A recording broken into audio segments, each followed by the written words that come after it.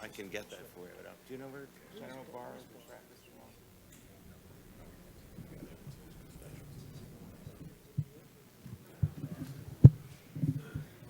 As soon as he does, Let us know.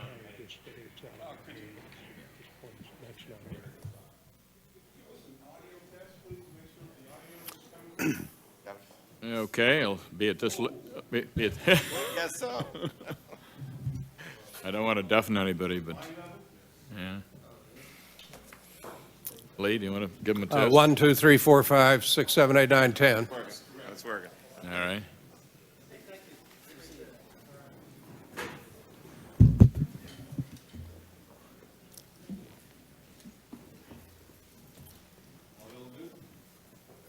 Okay. Thank you, sir. Okay, first question. Governor Kean, Pam Fessel from National Public Radio. What is your latest feeling about whether or not the Commission is going to be able to meet its deadline, or whether or not you're going to have to seek an extension? Well, we're still planning to meet our deadline. We're continually talking with the staff, finding whatever problems there might be in their way, but as of today, we had every hope of meeting our constitutional deadline, or a legislatively mandated deadline. So you do think it is possible? Oh, yes. Nico Hopp from Global Free Press. It's my understanding that the Commission is focusing and put the spin more on incompetence. Quite frankly, I think this is pretty inaccurate. Would like to give 2 examples and please answer on the third. First of all, the FBI had 5 informants. We have all their names. It's pretty well documented. Second, the CIA had 2 cell phone numbers of Khalid al-Midar and his buddy. And question number 3 is about the Pentagon. We had 10 to 12 scenarios between 2000 and 2001. 3 of them as confirmed war games. One of them even on the day of September 11, which was crashing planes to the building. My question is now on this scenario, which took place in October 2000. The reports from November 2000. I hold in the camera. It's about a scenario from the Pentagon, crashing planes into the Pentagon. I would like to have an opinion about why the public is not informed about the competence of the Pentagon. We obviously had the feeling that they could be attacked by planes. And this is from a military website which is still up. Thanks. We'd be obviously happy to have any materials you have, and kind of questions you ask will be an ongoing part of our investigation. I don't think the premise you stated, if I heard it correctly, that the Commission is focusing on incompetence is correct. We're not focusing on that as to the exclusion of many other things. I didn't hear all of the items you cited, but I know that several of them are very much in our knowledge, and we are looking into them. There are also names of FBI agents around, like Thomas Waltz, who tried to hire an informant from the Hamburg cell in 1996. Because Mohamed Atta was on the watch list since 1998. Thanks. Good. International Community Berlin. A couple of weeks ago, the Commission accepted an agreement with the White House to limit your access to the presidential daily briefings, which may also contain advance warnings of the attacks prior to September 11th. And I know 2 of the commissioners, according to press reports, objected to this deal. I wonder what Congressman Roemer might have to say about that. But I know that Max Cleland, former senator from Georgia, is not here today, and he's been very outspoken and really rather blunt in condemning this agreement, at least in the press, according to the press, and in saying that the Commission is only getting a partial view of what's in the presidential daily briefings, that he doesn't want to be a part of that. He even invoked the Warren Commission as an example of failure. And he said Bush is scamming America. Those are his exact words. Yet President Bush then appointed Max Cleland a couple of weeks ago to be a director of the Export-Import Bank, which, if he accepts it, I don't know what the status of that is, would force his removal from this commission. And you'll excuse me for saying so, but a lot of people, when they hear that, find the circumstances rather suspicious, that immediately after he makes these statements, he should get this appointment.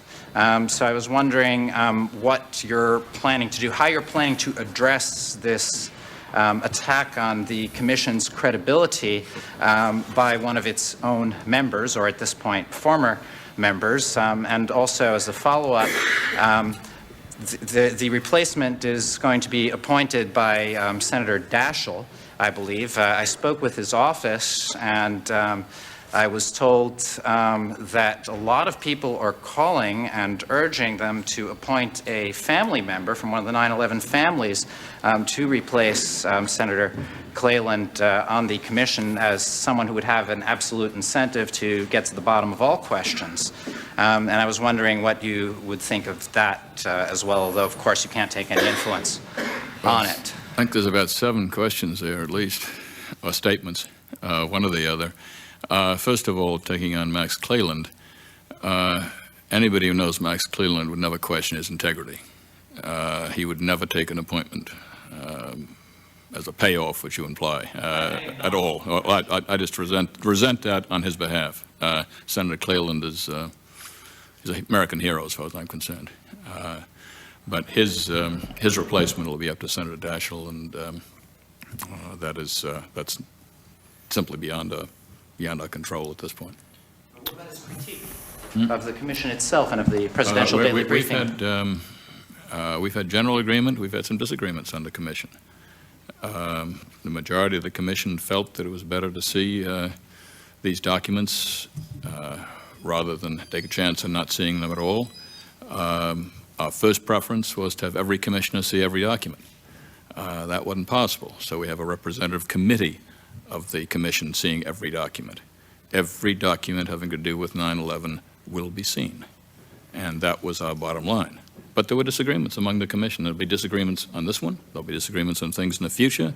There have been a number of disagreements on things in the past. That's the nature of having 10 people discuss things, and the majority then goes ahead. But the overwhelming view of the commission is that under the agreement with the White House, we have access to all of the information we need, and that we can fulfill our mandate with the access that we have.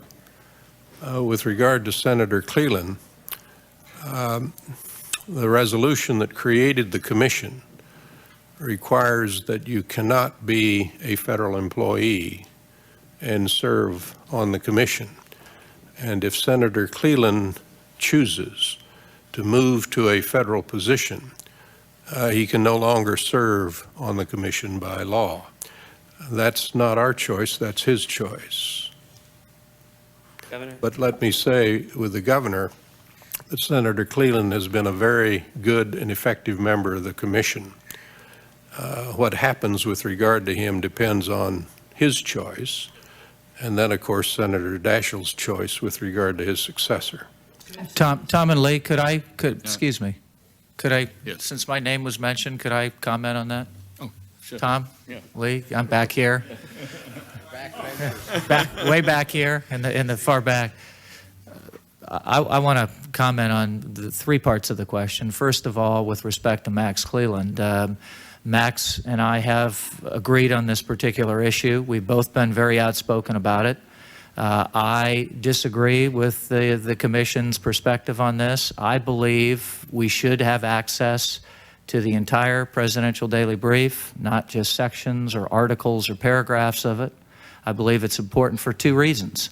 One, so that we know what Presidents Clinton and Bush knew about prior warnings, and 2, and as importantly, that we know how the intelligence community was putting information together for the top policymakers and whether they were doing their job sufficiently.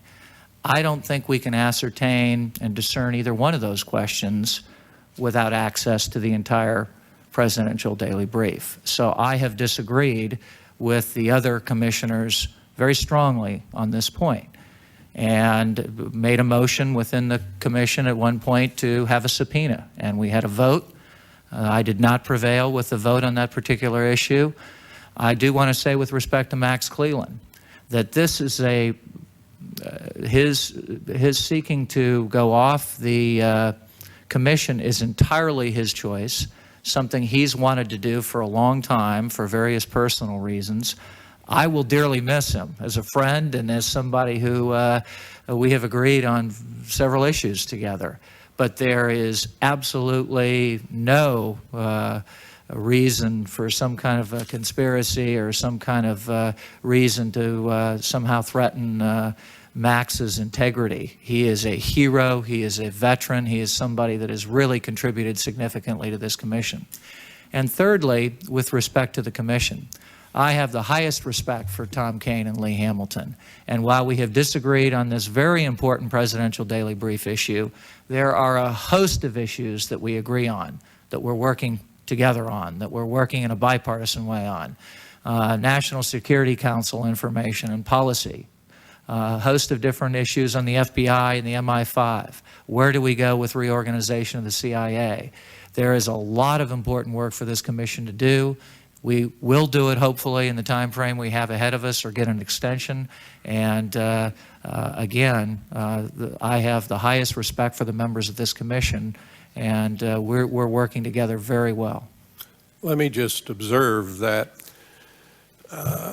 Congressman Romer, who likewise is a tremendous member of the commission, on his first point, wants us to see the entire PDB documents.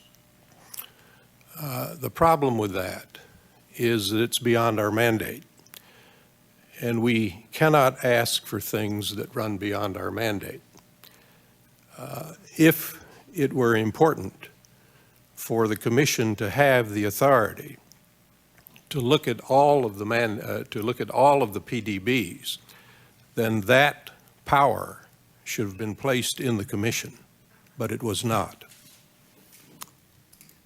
Okay, you had a question. Yeah, at Drew University, both you indicated, I think Congressman Hamilton, you indicated that there were decisions imminent on important questions about going forward in terms of putting witnesses under oath or not, or having them testify not under oath as we're seeing in public. I want a status report on that. And also, relatedly, a status report on whether invitations have gone out to President Bush and or President Clinton to formally come before the commission in one of those settings.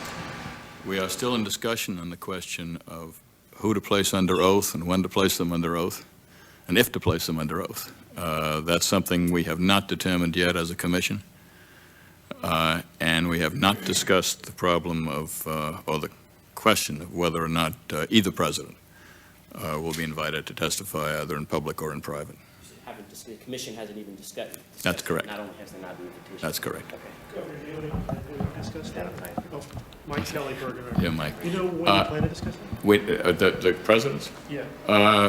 I suspect down the line, when we've heard from both public and privately from a number of members of their administration, that will lead us into the question of whether we need to hear from them. Governor Kean, could you elaborate a little bit when you were talking Robert Henley, WNYC? I think you had your university president's hat on. You were talking about the trouble with getting scholars of some renown over, and then Congressman Hamilton, you mentioned it. Could you elaborate a little bit more about some of that frustration of trying to get the best and brightest to visit America at this point? Yeah, I was talking not only about it was interpreted as scholars, and that's true, but I was also talking about students. We've historically in this country been able to get some enormously bright students from Asia, from Africa, from the ex-Soviet Union, numbers of parts of the world who've come over here to study and then have gone back to their countries as leaders in many cases in a very few years, imbued with some of our values and some of the things they have gotten from this country, and then they have informed the decisions they've made, often as leaders of their country. I think that's been a very positive thing for this democracy. What worries me now is that I see anecdotally as a college president, and I hear from other college presidents also, that a number of these same kind of people, not just scholars but students, are now being denied the opportunity to come over here. They're going to some other part of the world, therefore, to study. They will not have the same feeling and impressions of the United States. They will not understand our Constitution and our democracy the way these people have in the past. And I think, frankly, this world will be poorer for it. That's what I was talking about, and that's what I worry about. I think the governor and I both appreciate that you've got a very difficult problem here, and that's balancing security on the one hand and access to the country on the other. And our concern, I guess, is that we don't have that balance right yet. on the basis of these anecdotes that both of us hear often.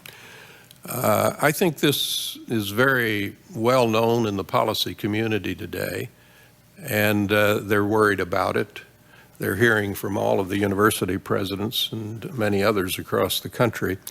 So I think it's something we just have to struggle at, and my own view at this point is that because we are excluding a large number of these very bright people, our national interest is being adversely affected by excluding them. But I recognize that the security people have a genuine concern here. So we've got to keep getting the balance right. It's not just a matter of their intellectual firepower, which is important to us, but Tom, I believe the universities get a lot of money from these folks too, in terms of Some of them. Some of them, not maybe not most of them, but they John Judge from 911 Citizens Watch. The recent commission that was set up to study the shuttle disaster, which was given a great deal more resources than your commission was criticized still because it did not have a sunshine approach to the forensic evidence that it developed. And the thought was that by putting some of that evidence forward, a larger community in the United States would have been able to comment on it. And while your commission has been calling on the government agencies to release classified documents, the Citizens Commission has made a call for the Commission to make available to the public as much of the unclassified evidence that's been developed so far in the investigation, so that a broader range of people could work with it. This would include things like photographic film that was confiscated at one point reportedly of the plane going into the Pentagon, or the black box from the planes, conversations and other things that were recorded by FAA from tower to plane, or things that wouldn't naturally fall under a classification procedure. But shouldn't be, in our view, locked up because they're part of an ongoing investigation, but rather to try to get a broader view. And I'm wondering if you've thought anything about that, or would consider releasing some of the evidence that's not classified. We will try to release. We're making a great attempt to write a report that is not going to have the problem of some recent reports, and is not going to have portions of it classified or portions of it excluded from the American people. That's very much in the back of our mind. There are going to be large sections of the sections of our work which may be put out separately, which will have to be classified because of the law of the United States. But we're working very hard to do just what you suggest. We're trying to put out a report that is going to be readable by the entire American people, and will be circulated as widely as possible to the American people. What I was suggesting was the release of these materials before the report. In other words, that you could then have citizen input as well and expertise, especially around questions about what happened to the buildings. Some people believe there were explosions or implosions or something, and just the physical facts of the case. Much of that has never been released, nor has information that was given to foreign countries about bin Laden's involvement in the case. That's never been released to the American public. I think we accept your idea of transparency, and we're going to do the best we can on it, as the governor has indicated. I hope you can appreciate that at this point, what we have is literally hundreds of boxes of materials that have come into the commission, and we have not sorted through that to determine what can be released publicly and what must be classified. Indeed, I'm not sure the commissioners are competent at that point to determine what is classified and what is not. Other people have to make those judgments. But we will do, as the governor suggested, our very best in making available as much as we possibly can to the public. And at what point we will do that, I just don't know at this point. I think some of the materials you're most interested in are going to be made available around the hearings starting in the new year. With InsideDefense.com. Given, you said, Governor, you were still planning to meet your deadline for turning in this report. And given the amount of information you still have to wade through to get to that point, how confident are you that you will be able to put out a fully comprehensive report? Would you, or do you see yourself maybe putting out maybe like a somewhat preliminary thing, and then later on, at least so you're still going with a letter of the law, but not, and then later on giving out more information beyond that? No, we hope to we hope to produce a report that I say with integrity, which means a full and complete report in and around the deadline that Congress has given us. If we find out at some point that we are not able to do that, you will be the first to know, because we'll make it very public and we'll make a request for an extension. But we hope that, there's a number of reasons, we hope that won't be the case. At this point, you're still confident you'll be able to We're get through still all of confident that? at this point. Yes. One more question. Hi, Anita Siegfried, Fox News. How do you feel after the 6th public hearing, how you feel the commission is going, just with the enlistment of the witnesses and so forth? Well, we believe we're getting the materials we need. We've got, this is a massive undertaking. We've got over 2 million pieces of paper now we're trying to go through. These public hearings are designed to inform answer some of the main questions in our recommendations that we are mandated to make. So we're moving systematically through these various areas. A lot of the fact hearings that people are interested in will emerge after the first of the year. And we're doing the kind of background research now that will inform those hearings and enable them to be actually more informative to the public. We have a very large number of hearings scheduled next year. I think we will be releasing that schedule very soon. It has not finally been approved by the commission. But beginning in January, there are a lot of hearings running up through April, I think.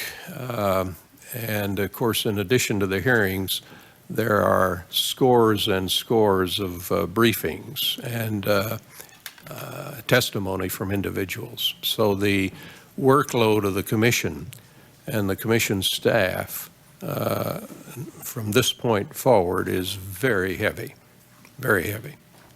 Just real quickly, Congressman Hamilton, can I just ask you didn't answer the question, though, Congressman Hamilton, whether you think that the deadline can be met. Do you also agree? You do? No, I agree with the governor's comments. Look, the deadline is a statutory matter, and we do not write the statutes. We obey them.